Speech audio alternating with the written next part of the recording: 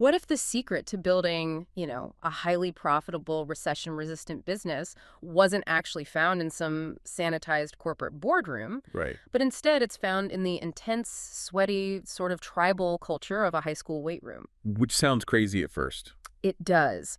But whether you are a corporate professional itching to leave that 9 to 5 grind behind, or maybe you're an existing franchise owner looking to expand your portfolio, I want you to imagine a completely different model today. Yeah, a total paradigm shift. Exactly. For this deep dive, we are looking at how the elite high-performance sports science training secrets of Division I college athletes are being packaged, franchised, and dropped right into your local neighborhood. And it completely disrupts the traditional fitness model when you do that. I mean, Yeah. you're taking the kind of environment that breeds discipline, accountability, and absolute peak performance, and you're making it accessible to the everyday community. Right, the everyday person. And that is exactly our mission for this deep dive. We are looking at a very specific franchise opportunity today called D1 training. It's a fascinating model to break down. It really is. And our goal today is to treat this as a true case study. We need to dissect the buyer psychology behind it, map out the unit economics of this multi-revenue business model, and of course, scrutinize the hard numbers. The numbers have to make sense. Right, they have to make sense for a semi-absentee investor or someone making their very first franchise leap. So, okay, let's unpack this. Because to understand D1 training, you really have to understand the mechanics of what they've actually built. Yeah, to set the baseline here, D1 training is not it's not some fad concept trying to capitalize on a fleeting fitness trend. Like the flavor of the month. Exactly. The company was actually founded back in 2001, meaning they have navigated over 2 decades of economic cycles. They've seen it all. And they have been franchising since 2016. Wow, okay, so they had a long runway before they even franchised. They did. They really proved the model first. At its core, it is a science-backed athletic training facility. It caters to ages 7 and up, and it's built entirely upon 4 pillars, which are training, facility, character, and community. Okay. In fact, Men's Health recently recognized them as a top 30 gym. But the defining mechanic of this business, the thing that really makes it tick, is how they've translated the highly technical principles of Division I collegiate strength and conditioning for the general public. But without dumbing it down, right? Exactly, without watering down the actual sports science that makes it work. Which brings us to the actual product, because, we can talk about spreadsheets and multi-unit scalability all day long. Right. But if the consumer doesn't care about what happens on the turf, the spreadsheets are completely irrelevant. Oh, 100%. If the product fails, the business fails. Yeah. So you mentioned the sports science. How does this actually function on a day-to-day basis? Like, what is the mechanism that separates this from just the regular gym down the street? So the primary mechanism is what they call their 5-star training program. And we really have to look at the psychology of a traditional big box gym to understand the contrast here. Okay, let's do that.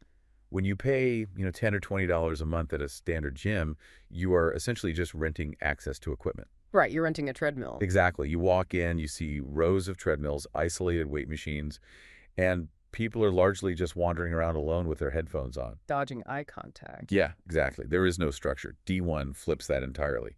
Their model is completely coach-led and periodized. So the 5-star program is a structured progression. What does that look like? It starts with a dynamic warm-up to activate the nervous system, then it moves into performance and agility work, transitions into a dedicated strength block, follows up with core and conditioning, and ends with a structured cool-down. So it's essentially the exact blueprint a collegiate strength coach would use for, like, a scholarship athlete, Yes. but they're adapting it for different demographics. Exactly. They run 2 distinct core offerings. First is the scholastic training, which is for ages 7 to 18. And I should clarify, this is not a daycare where kids just, run laps to burn off energy. Right, it's not just glorified recess. No, it is highly structured. It focuses on athletic foundations, proper technique, and, crucially for the parents, injury prevention. Oh, that's huge. Yeah. And then you have the adult training. This takes those exact same elite principles, but scales them into high-intensity, team-based workouts for adults. And the glue holding this all together, which is really clever, is their use of 6-week national challenges. Okay. These are designed by a national training panel, featuring weekly micro-challenges. Wait, let's pause on that 6-week structure for a second, because from a behavioral psychology standpoint, that is incredibly smart. Oh, it's brilliant. 6 weeks is, it's widely considered the optimal window to actually form a habit and see measurable baseline changes in the human body. No. You are creating this continuous dopamine loop for the user. The member sets a goal, they hit a weekly micro-challenge, they get the social reward from the coach and the group, and they stay hooked. It completely overrides the standard fitness churn model. I want to look at the actual member stories too, because when you read through them, you realize the product they are selling isn't really fitness at all, it's identity. That's a great way to put it. I was reading this breakdown from a member named Brian W. He's an ex-high school football player. And he didn't talk about his bench press going up or, his body fat percentage dropping. No, they rarely do. Right. He specifically said going to D1 brings back the nostalgic feel of the high school weight room, like having teammates literally hyping you up while you work out. Yeah. That is an incredibly powerful emotional hook for an adult who spends, 40 hours a week sitting isolated at a desk? It is. That sense of tribe is the ultimate retention tool. Because when you are just renting a treadmill, nobody cares if you don't show up. Nobody notices. Exactly. But when you're part of a squad doing a 6-week challenge, your absence is noticed. The accountability is actually baked into the social fabric of the facility. And it's not just the adults either. You see this profound psychological shift on the youth side, too. Take Addison E. She's a parent of a young soccer player. Right, the soccer mom. Yeah. Her review of the program wasn't just about her son's 40-yard dash time improving. She said the program gave him the confidence to hang with the big kids and actually hold his own on the field. Which is everything to a parent. Exactly. The physiological training resulted in a psychological transformation. And this is where we have to connect what happens on the turf directly to the balance sheet. Yes, let's get into the economics. A $10 a month gym model fundamentally relies on you forgetting you even have a membership. They hope you don't show up. Right. They oversell capacity, and their profit margins depend on low utilization. But D1's entire financial model depends on high utilization and high engagement. It's the exact opposite.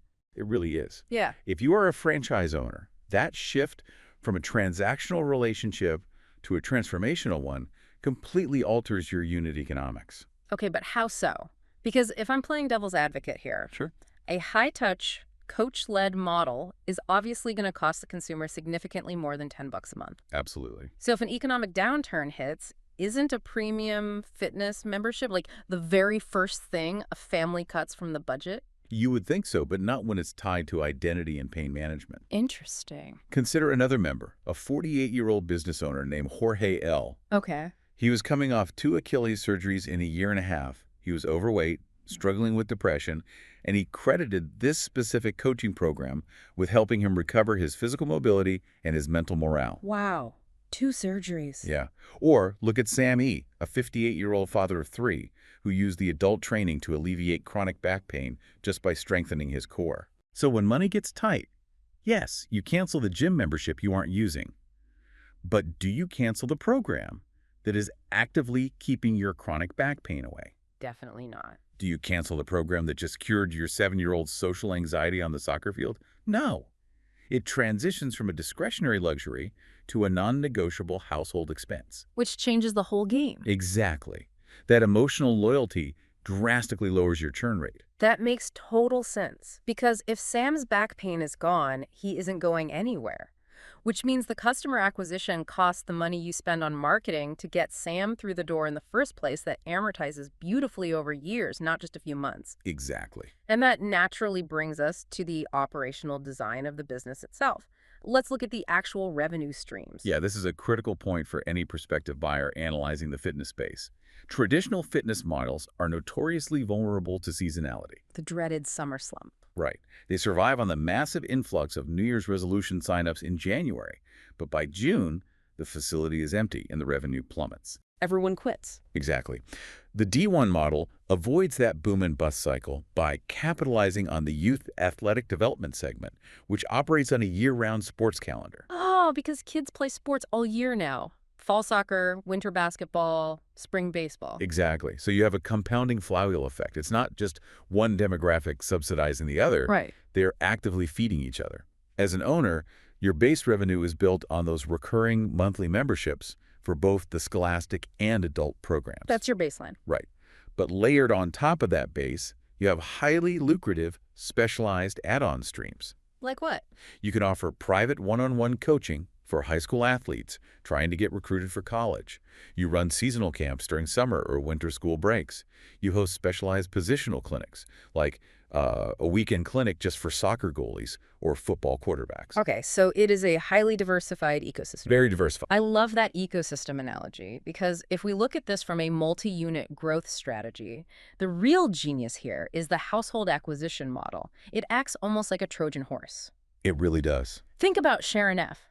She's a 46-year-old mom of 2. She shared that she is in the best shape of her life through the adult classes, but the defining factor for her was that her kids work out at the exact same facility. The convenience is unmatched. Right. If you are the franchisee, the kid coming in for summer soccer conditioning is your Trojan horse. The parent is sitting in the lobby for an hour just watching them. Eventually, they get off the bench and they join the adult boot camp. And that is the exact mechanism that accelerates an owner's return on investment. In most retail businesses, you pay marketing dollars to acquire one individual customer. Right, one person. In this model, you are marketing to the entire household.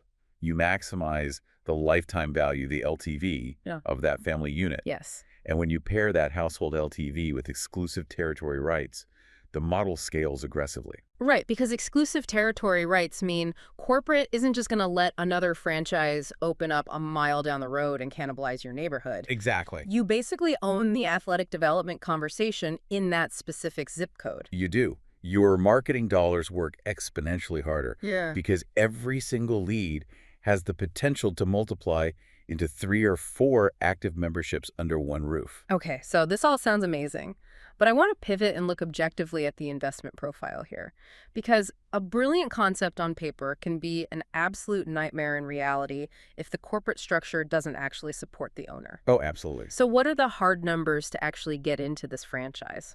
Okay, as of the latest data in 2024, the franchise has 85 units open.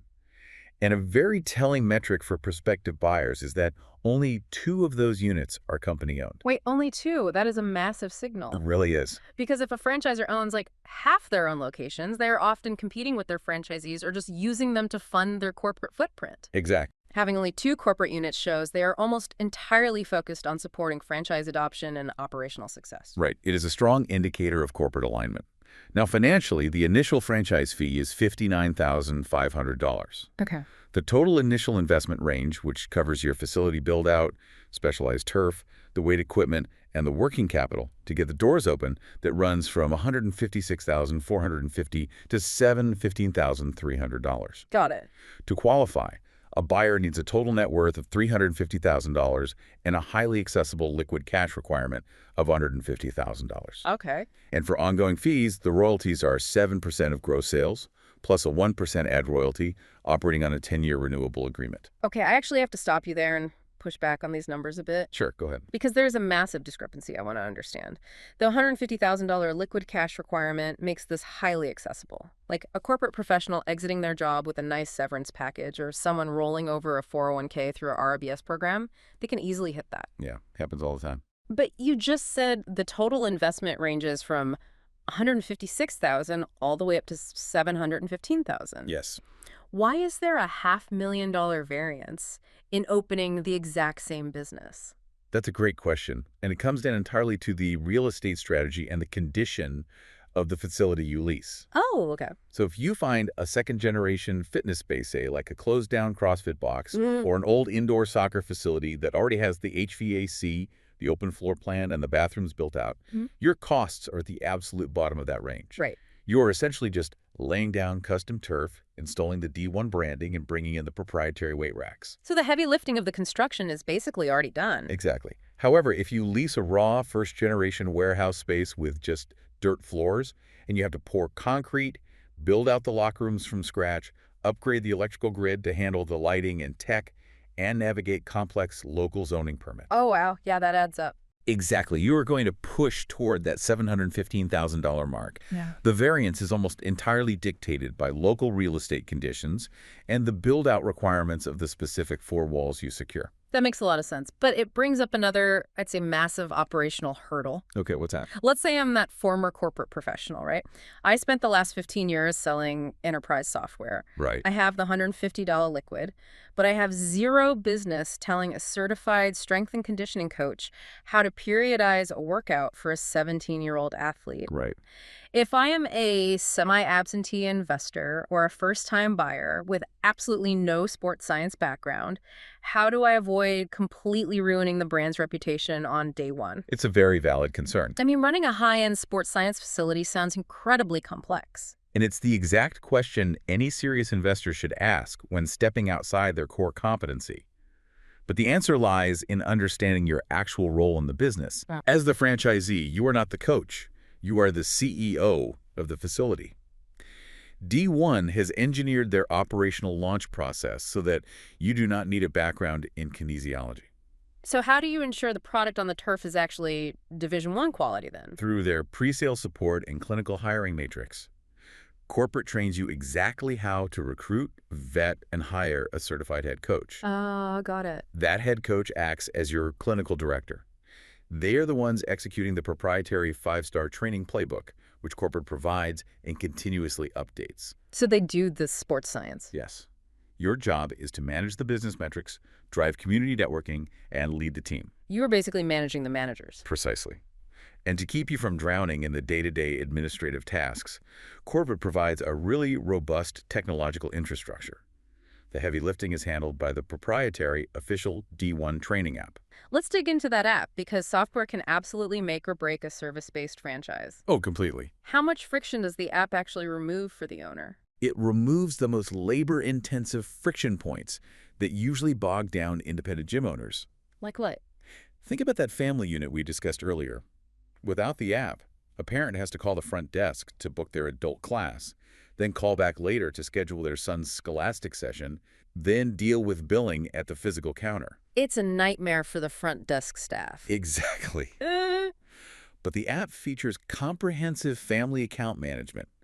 A parent can link and manage their entire household schedule, book workouts, and handle billing with just a few taps. Oh, that's incredibly efficient. That alone eliminates hours of front desk labor every single week. So it's actively lowering your payroll overhead. It lowers payroll, but it also drives revenue. The app acts as a direct push notification communication channel. Right into their pockets. Exactly. It highlights athlete stories, pushes daily news, and even releases new apparel and gear drops directly to the member's phone. Wow. By seamlessly managing the administrative scheduling and automating a large portion of the member communication, the technology frees the owner up. Yeah. You aren't stuck behind a desk answering phones. Which is where most gym owners get stuck. Right. Instead, you are out in the community. You're meeting with high school athletic directors, setting up corporate wellness partnerships, and focusing on your multi-unit expansion.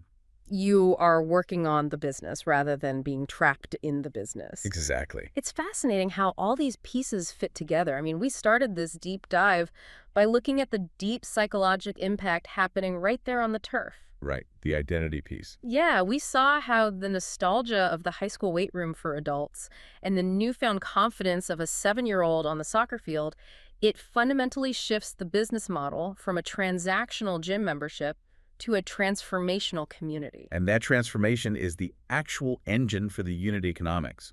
Mhm. It creates a fiercely loyal brand advocate, which makes your customer churn just plummets. Yes. And that allows the owner to leverage a multi-revenue ecosystem, capturing the entire family unit year-round, completely insulated from seasonal fitness trends. And finally, we saw how that entire ecosystem is supported by a remarkably accessible financial entry point, strong corporate alignment with minimal company-owned units, and a technology stack that handles the administrative burden so the owner can actually scale. It's impressive. It really is a brilliant collision of high-level sports psychology and rigorous franchise structuring. It is a model uniquely positioned for an investor who wants to blend operational scalability with a genuine, measurable impact on their local community. Which brings us to the most important part of this entire conversation, which is your next step.